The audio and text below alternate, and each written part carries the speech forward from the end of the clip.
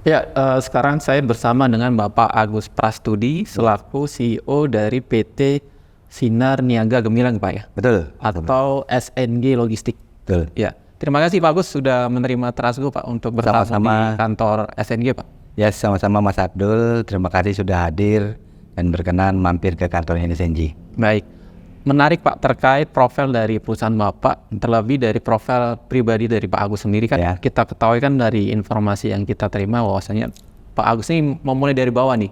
Ya, Sebagai kurir majalah, mungkin bisa detail, bisa diceritakan Pak. ya. Terima kasih Mas Abdul. Ya, memang basicnya saya berawal bukan dari dunia logistik. Oke. Jadi benar-benar saya menjadi kurir majalah di suatu perusahaan besar. Oke. Ya, kalau boleh Perusahaan media ya Pak ya? media terbesar ya, kalau bisa boleh saya sebut ya, yang berada di Palmerah lah. Oh ya. Ya, Kompas, Kompas. Median, saya menjadi kurir di unit layanan jual. Boleh tahu tahun berapa itu Pak? Itu kurang lebih di tahun 90. 90-an. Bukan 90 Mas.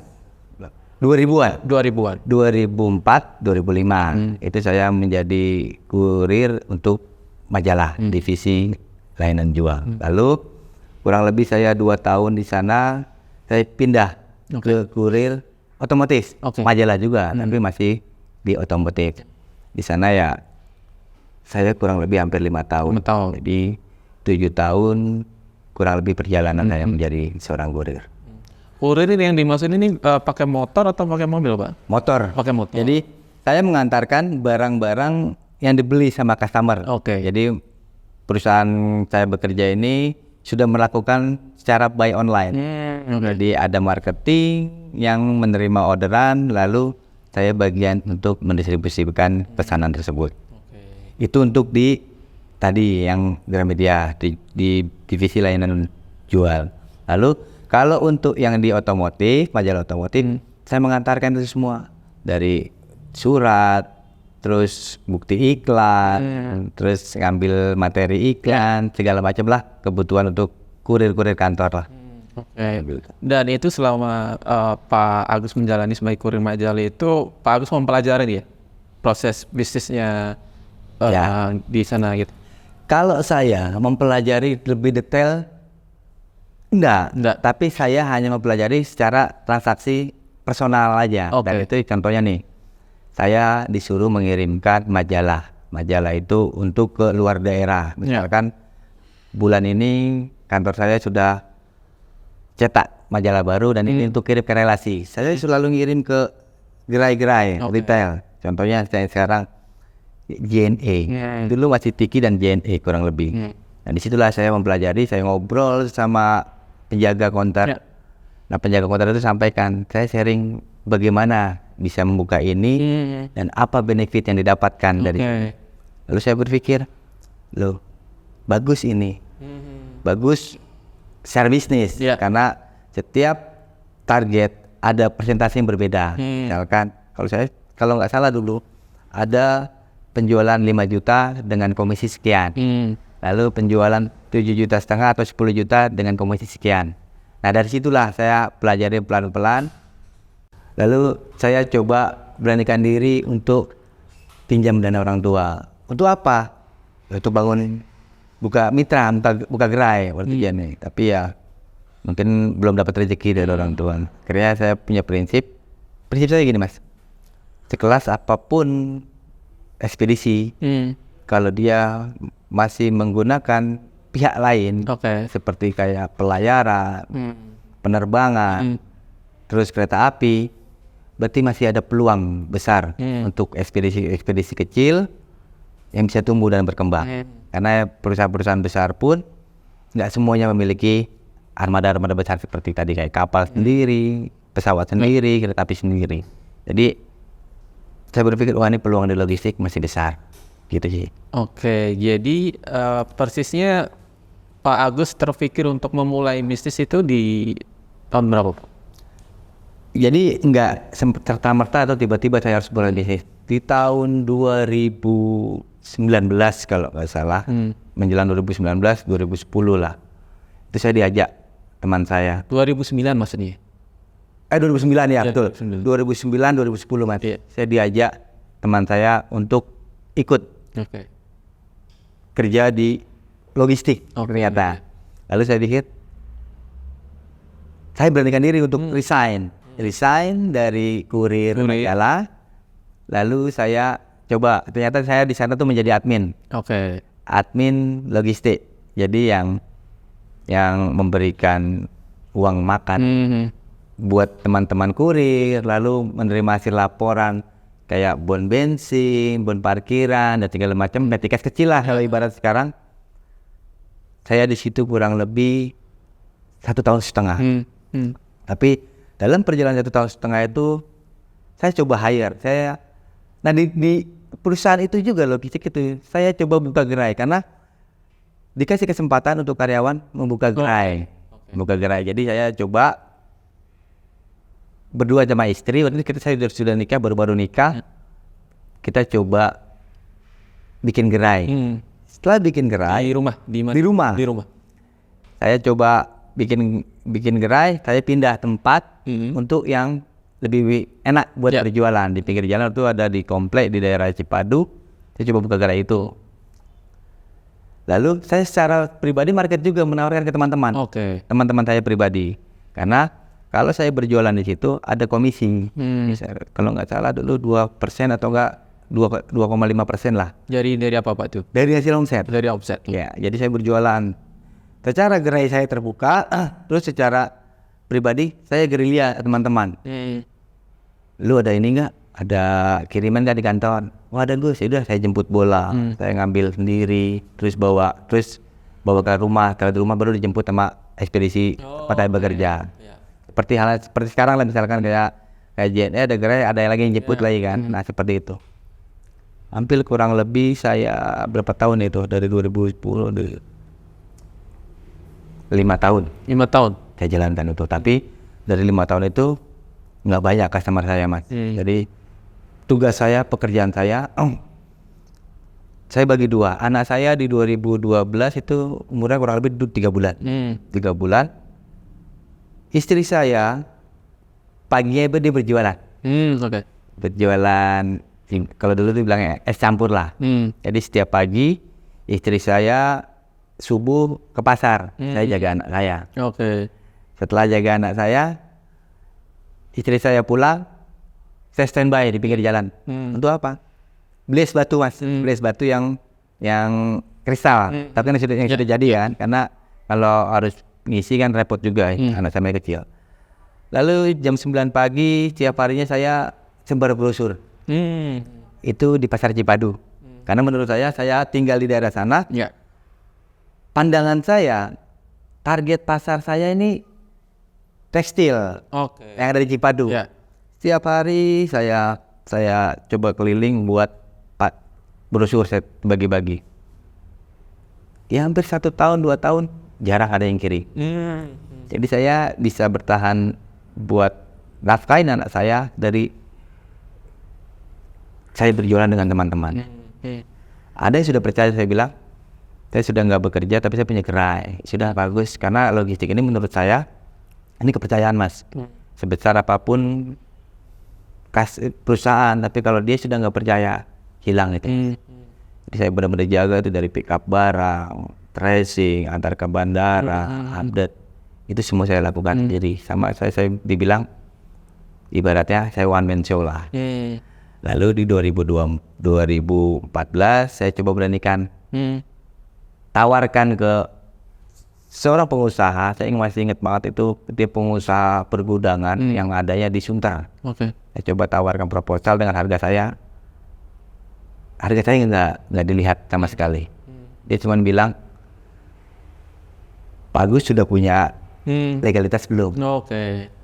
Belum kalau secara pribadi, tapi secara mitra enggak. Kalau kamu buat dirimu sendiri, buat timmu sendiri, kamu cukup. Tapi kamu nggak bisa cukup bermanfaat buat orang lain. Disitulah kata kunci itu yang menjadi nempel di kepala saya. Yang akhirnya saya coba beranikan diri. 2015 saya buka CV Sinarnya Gemilang. Itu cikal bakal dari SNG itu. Cikal bakal SNG. Setelah itu saya coba kan sudah ada armada satu mas itu, Ya. armada Greme waktu itu saya 2015. Tapi setelah buka CV itu saya masih di garasi rumah. Garasi rumah. Saya berpikir lagi, kalau misalkan kamu mau ini bisnis berkembang, tapi kamu masih lakukan ini di rumah, rumah itu bukan tempatnya orang berjualan. Betul. Secara mindset orang, pandangan orang, rumah itu hanya buat tempat tinggal. Ya. Secara bisnis pasti lebih Ya. kecil persentasenya. Ya. Logistik ini, kalau pandangan saya, ini adalah kepercayaan yang luar biasa. Ya. Orang berani mengirimkan barang berharga, barang penuh kenangan, barang mahal ke ekspedisi yang terpercaya. Ya. Tapi kalau dia saat ngirim ternyata di rumah, ada anak, ada istri, trust nggak dia? Ya. Nah disitulah saya ada perdebatan juga sama istri. Saya harus pindah ini. Kenapa? Karena mindset Ya. customer ini pasti berkurang jauh. 2017 Pada akhirnya pindah. ya, karena 2015 itu hanya legalitas mas. Saya akhirnya coba berani di 2016 awal saya running, 1 tahun saya di rumah. 2017 saya pindah ke pinggir jalan. Sudah berani sewa ruko, ya sudah berani pasang banner lah di pinggir jalan. Artinya ketika 2016 Pak Agus bisa menyewa ruko itu sudah ada pertumbuhan bisnis kan Pak? Sudah ada, tapi itu masih cukup buat saya dan 2 orang tim saya sebagai operasional. Dulu ada tetangga rumah, dia ngebantuin secara packing, secara pick up barang, sudah ada saya tim. Jadi hanya cukup buat itu. Tapi kan saya punya mimpi juga. Kalau cuma segini aja, ya cukup buat saya. Tapi bagaimana SNJ ini bisa jauh lebih dikenal? Dan diri pindah itu mas, dari garasi rumah pindah ke ruko. Waktu itu saya nyari ruko, sempat ke beberapa tempat, ternyata belum ada yang cocok. Ternyata cocoknya di dekat rumah sendiri. Dari nyari di komplek, nyari di perkampungan, nggak ketemu. Akhirnya pas jalan sama istri saya ketemu. Dari situlah di 2016 dan 2017 aku berani. Hanya bertiga saya. 3 tuh Bermodalkan satu armada itu. satu armada. Memudahkan satu armada. Saya pikir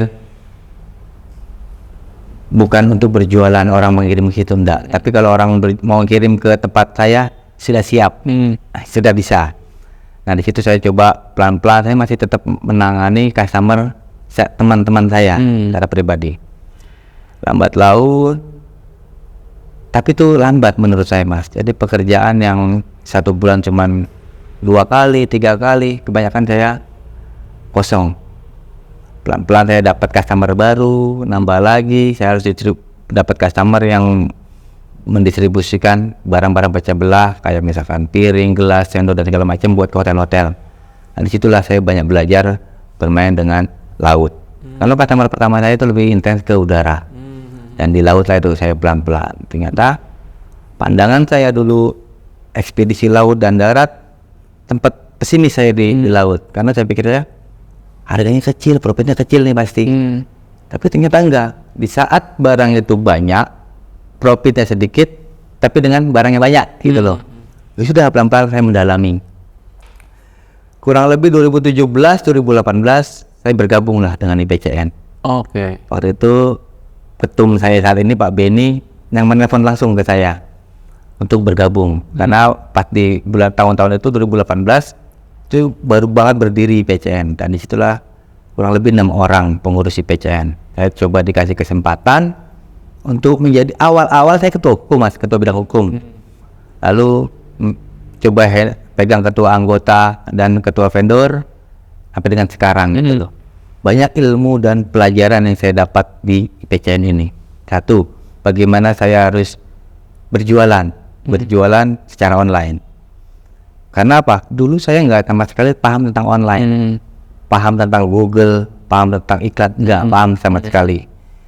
Nah di IPCN ini saya banyak belajar, ketemu orang-orang hebat yang sudah senior, dan pelan-pelan lah saya belajar. Diskusi, ngumpul-ngumpul, terus kita buat alur alur harga di vendoring, karena saya waktu itu sempat ada lama saya megang di vendor, jadi harus mengcreate harga dari awal sampai dengan akhir ini di vendor, dan disitulah saya banyak kenal vendor, harga-harga bagus. Pelan-pelan saya coba 2018, 2019, 2020 mulai fight.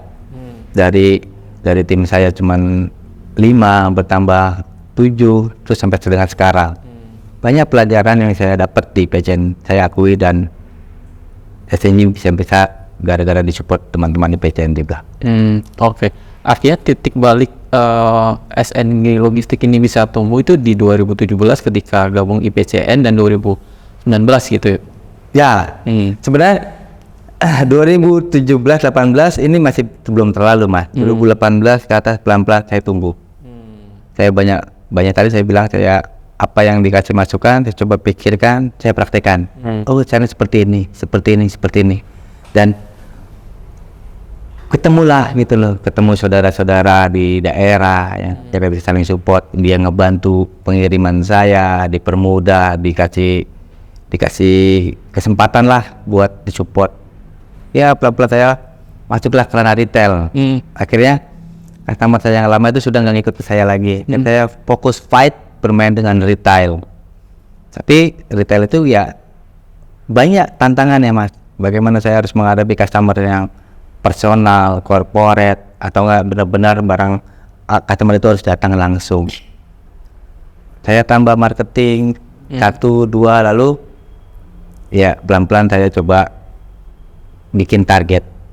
Target tahun ini saya harus bagaimana, tahun ini saya harus bagaimana. Ya gitu sih, Mas, mengalir aja. Gambaran pertumbuhan bisnis dari SNG Logistik dari 2017 ke 2019 seperti apa, Pak? Mungkin dari pertumbuhan omset, volume kargo, dan armada seperti apa untuk itu? Kalau secara pertumbuhan, secara omset jelas naik, secara armada juga bertambah, secara tim juga bertambah. Dari awalnya berapa ke berapa, Pak? Di Awal 1, udah 1, terus tambah lagi saya 1 armada Grand Meh kalau nggak salah, nambah 1. Dengan tambah ini saya ternyata banyak customer yang harus menggunakan bak. Maksudnya barang itu kayak misalkan pipa, genset, barang-barang panjang lah. Pelan-pelan kan saya juga bermain di iklan Google, bermain di medsos, tapi medsos saya itu hanya sebatas pribadi, karena saya lebih sering secara pribadi, Mas, misalkan posting kegiatan segala macam. Menurut saya pasar saya terbesar ya di handphone saya, nomor kontak saya. Jadi teman-teman marketing, teman-teman operasional, di saat ada kegiatan, ayo kita publish, ngebantu teman-teman digital buat mengiklankan.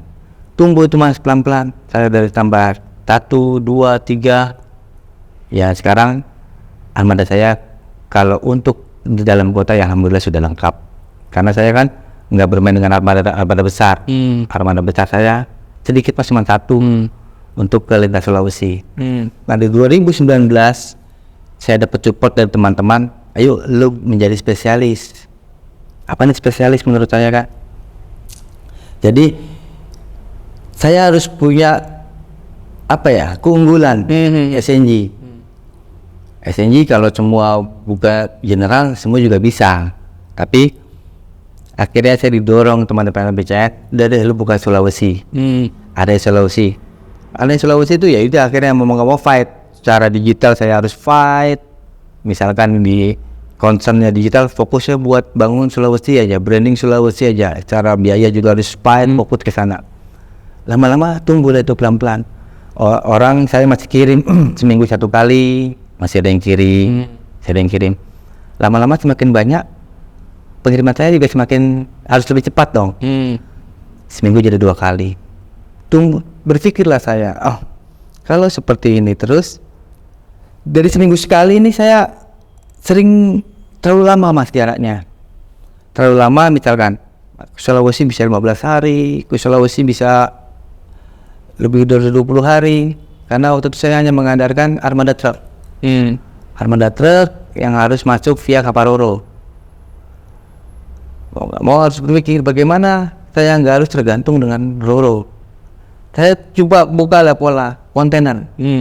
kerja sama kontainer, di pelayaran ini kan pasti dari tim pelayaran juga ada penilaian juga, load barang yang masuk sama ekstranya. Misalkan saya masih seminggu masih ngirim, besok enggak, lama-lama saya intens.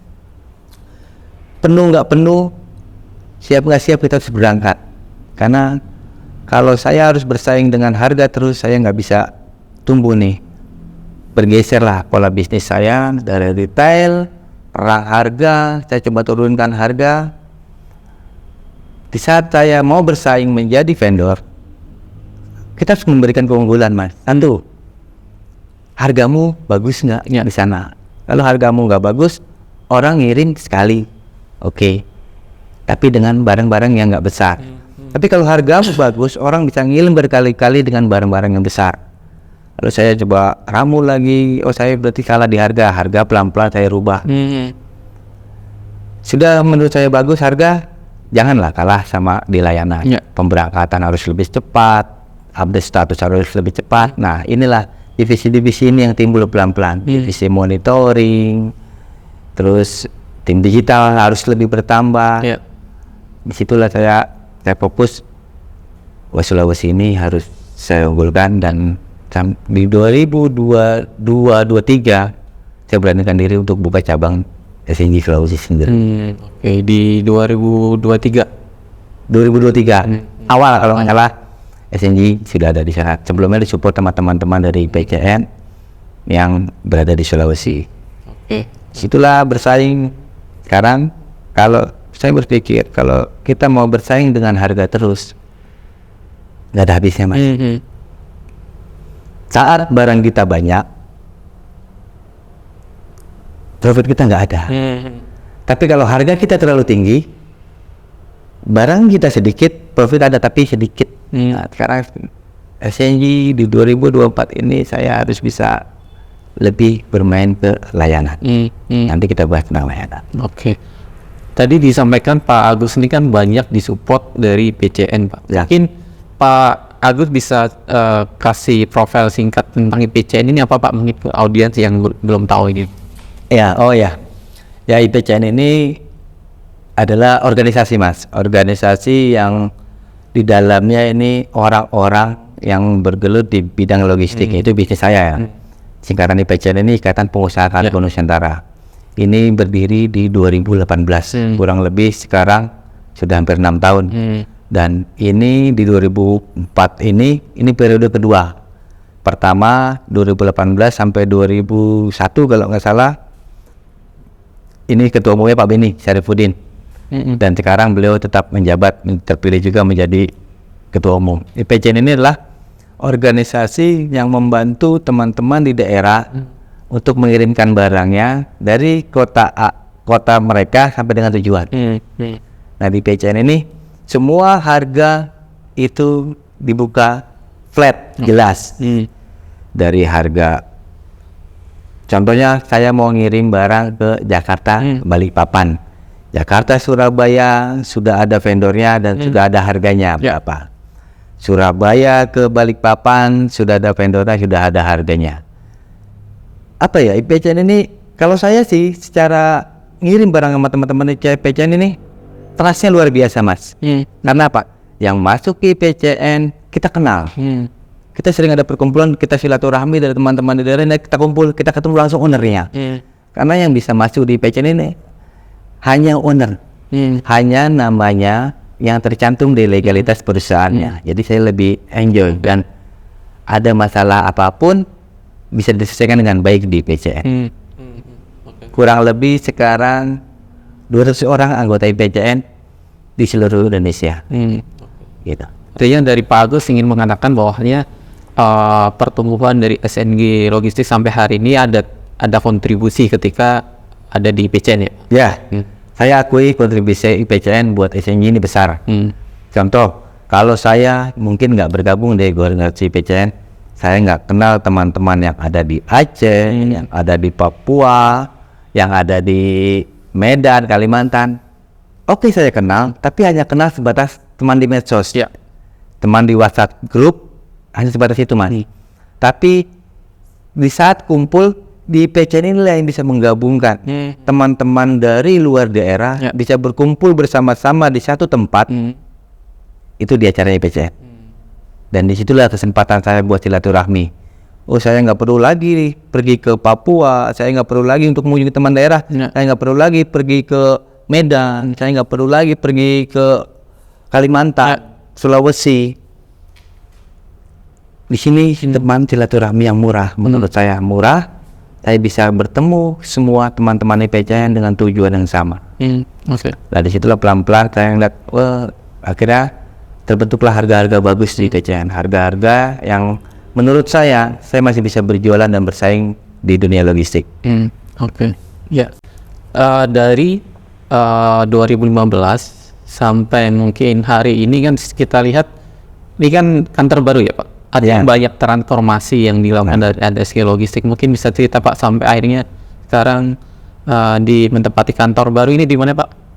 Di Jalan Dr. Cipto Mangunkusumo, Ciledug, Tangerang.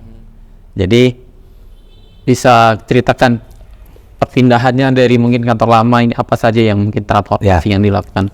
Jadi gini Mas, dari awal ruko, tadi saya garasi ya, dari garasi rumah pindah ke ruko, pindah ke gudang. Kalau saya bilang gudang sekaligus kantor. Lalu sekarang saya punya kantor baru ini yang menurut saya ini sudah bisa buat kantor, bisa buat gudang, bisa juga buat santai. Banyak memang progresnya nih Mas. Apa yang saya lakukan ini benar-benar tujuannya buat si customer. Bagaimana customer melihat saat saya berada di rumah, bagaimana saya customer menilai SNJ ini berada di ruko, di gudang sampai di sekarang. Perjalanannya ini benar-benar apa ya? Berjuang saya sama teman-teman saya, teman-teman dari SNJ ini saya bilang, jasa itu kepercayaan yang luar biasa. Di saat customer masuk ke gudang, bagaimana ngelihatnya? Dan sekarang saya ngelihatnya, saat customer masuk ke kantor ini, trustnya pasti jauh lebih luar biasa.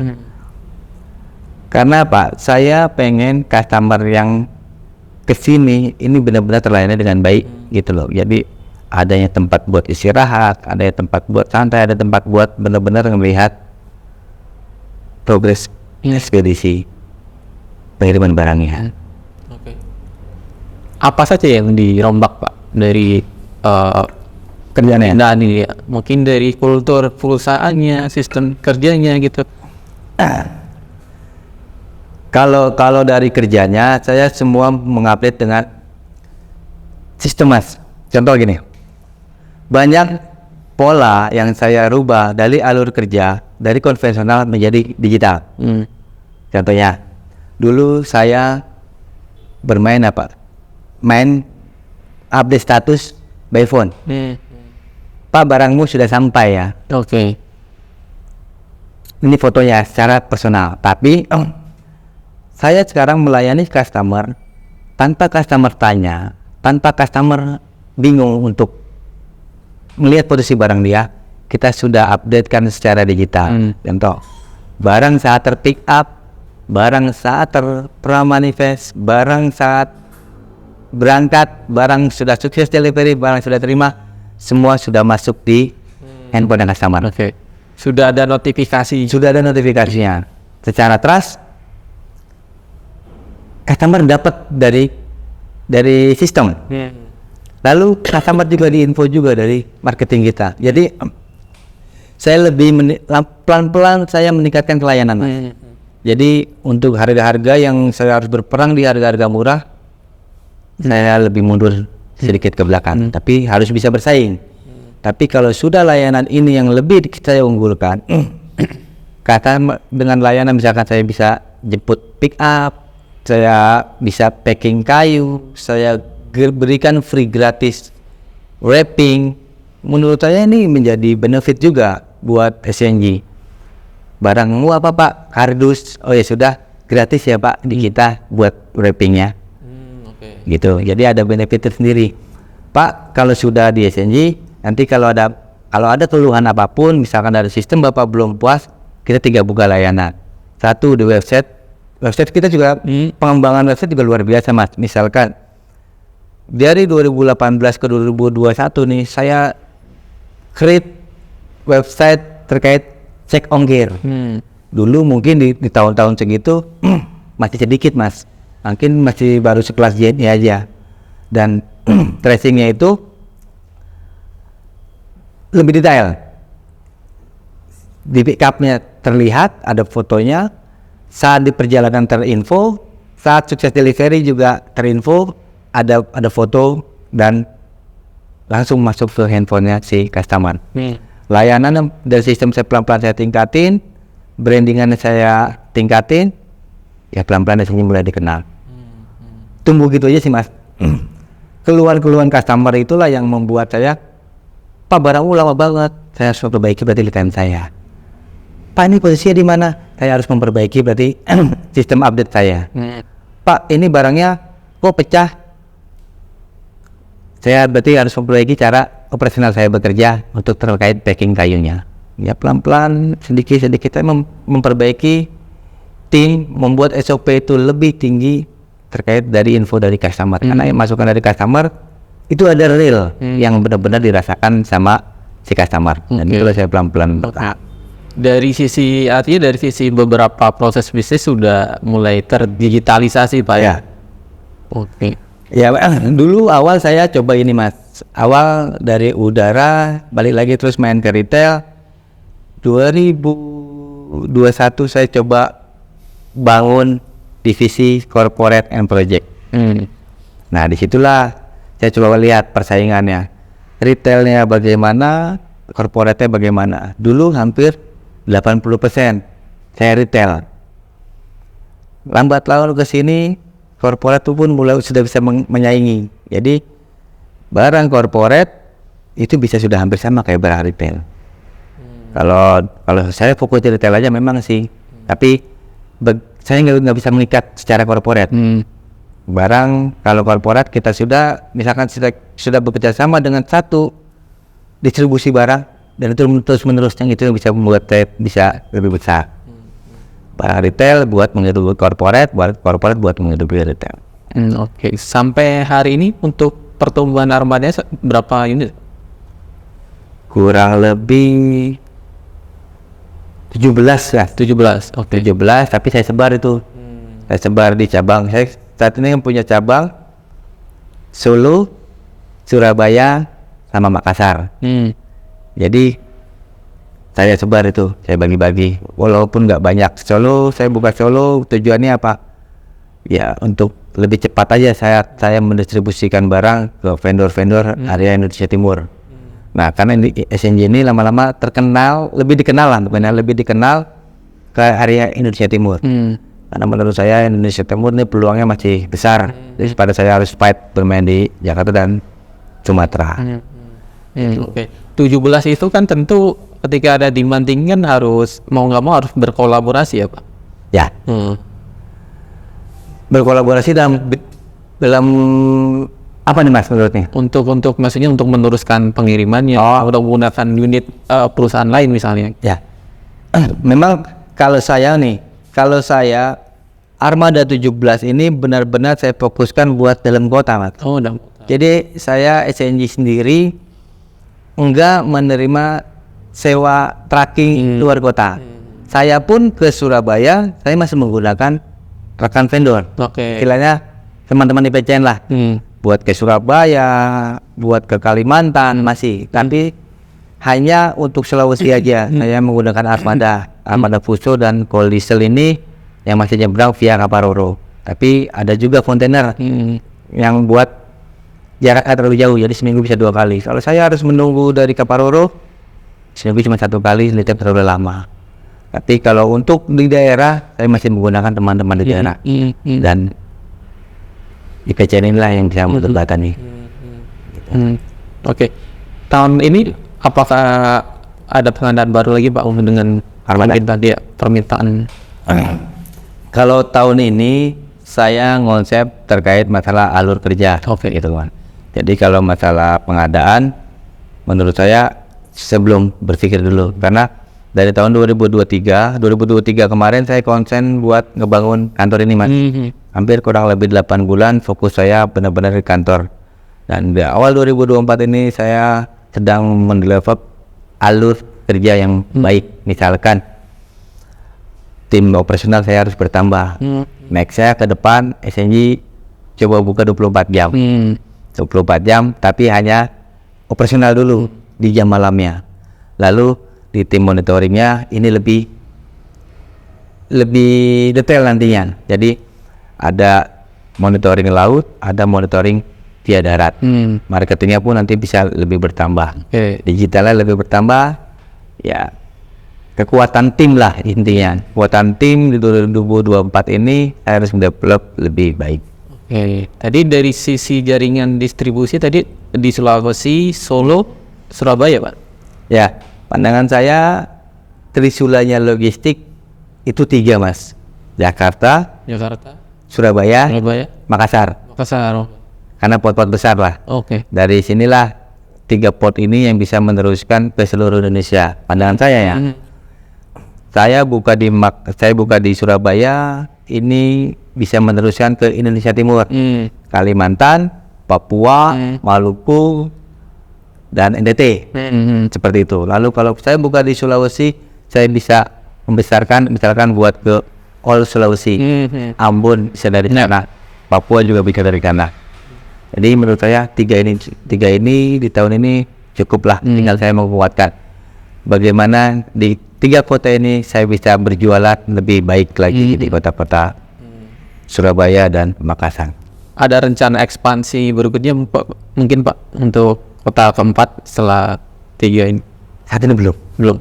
Jadi memang kalau untuk kota Kalimantan saya sudah bekerja sama dengan teman. Saat ini masih bagus untuk distribusinya. Saat ini saya masih concern ke 2 kota ini. Untuk alur distribusi sudah bagus. Tinggal bagaimana saya bisa berjualan lebih baik. Mungkin concernnya market di kota-kota ini. Market dari Surabaya ke Jakarta kah, dari Surabaya ke Sumatera kah? Karena banyak Mas. Banyak permintaan malah ke arah Jawa, Sumatera dan Jawa. Kalau dari Surabaya. Tapi kalau dari Surabaya bisa juga saya berjualan Surabaya ke Ambon, Surabaya ke Papua. Ini masih banyak pasarnya dan harus saya maksimalkan di sana. Seperti halnya dari Sulawesi banyak orang mau kirim ke Sumatera, harus via Jakarta. Dan ini harus bisa saya olah dan bikin strategi jauh lebih baik di sana. Kalau dari sisi lini bisnis Pak, mungkin setelah sudah settle di General Cargo, apakah dari pihak Fagus juga memikirkan potensi lini bisnis lain? Sekarang kan lagi tren untuk cold chain atau frozen. Sebenarnya saya pernah info ke tim saya itu tahun 2022 kalau nggak salah. Saya punya pandangan, saya mau coba kembangkan bisnis masih di bidang logistik, tapi dengan layanan yang berbeda, yaitu frozen food. Tapi frozen food ini, kalau saya secara pribadi, saya nggak mau untuk antar pulau. Tapi hanya city kurirnya. Karena kalau kita mau menguasai frozen food, modalnya juga sedikit Mas. Kita harus sediakan gudang freezer besarnya, lalu armadanya yang benar-benar mumpuni, terus armada antar pulau yang mumpuni. Menurut saya pengen coba buka frozen food masih dalam kota. Misalkan saya sediakan kurir-kurir motor dan freezer kecil lah menurut saya. Freezer buat daging, freezer buat ikan, freezer buat sayuran, ini harus tersendiri. Frozen food ini menurut saya masih besar pasarnya, pemainnya sedikit, peminatnya banyak. Betul. Target saya ke sana, tapi belum saya pikirkan lebih dalam. Dan teman-teman saya mungkin sudah ada yang pernah mencoba, entah itu berhasil atau enggak, tapi saya sudah dengar sudah mulai bermain ke ranah sana. Memang di General Cargo ini pemainnya tumbuhnya luar biasa Mas, pesat. Dari IPCN, apalagi teman-teman di IPCN ini sudah banyak yang tumbuh. dulu bermain dengan konvensional, bergabung di PCN, sering diskusi, dapat masukan positif, mereka terapkan di usahanya dia, dan sekarang bermain digital dan sudah tumbuhnya luar biasa. Dari yang satu orang punya satu brand, 2 brand, bahkan bisa lebih dari 5 brand, sudah banyak. Dan kita harus coba cari celah lagi untuk berbisnis yang lain. Ya, frozen food ini yang mungkin menurut saya alternatif yang baik gitu loh. Tapi kalau kita mau mencoba, kita harus tahu dulu benar-benar dasarnya bagaimana. Kalau punya modal, enak aja mas. Ya, saya pengen pelan-pelan dari dasar. Saya kirimkan misalkan Jakarta ke Jakarta, Jakarta ke Jabodetabek, secara via motor yang lebih instan. Tadi saya bilang banyak perusahaan frozen food yang dia ngirim antar kota tapi terkendala di armada. Contohnya dia ngirim cuma 10 kilo, 12 kilo, dia harus pakai mobil, misalkan mobil truk kalau nggak mobil engkel. Nah kita coba cari celah, ya inilah kurir motor ini mungkin bisa lebih cepat secara speed, harga juga jauh lebih murah gitu sih. Artinya walaupun ada opportunity itu masih belum untuk saat ini ya Pak? Belum untuk saat ini, tapi pandangan ke sana sudah ada. Saat ini saya masih mau membesarkan di SNG dan harus menguatkan terkait masalah layanan, karena saat ini saya fokus buat intens ke layanan mas. Bagaimana posisikan saya menjadi customer, apa yang customer mau, kalau bisa nggak ada banyak pertanyaan, mereka sudah terpuaskan dengan menggunakan jasa SNG. Baik. Oke, terima kasih Pak Agus atas waktunya. Sukses untuk SNG Logistik. Sama-sama Pak Abdul, juga buat Transgroup. Baik. Terima kasih.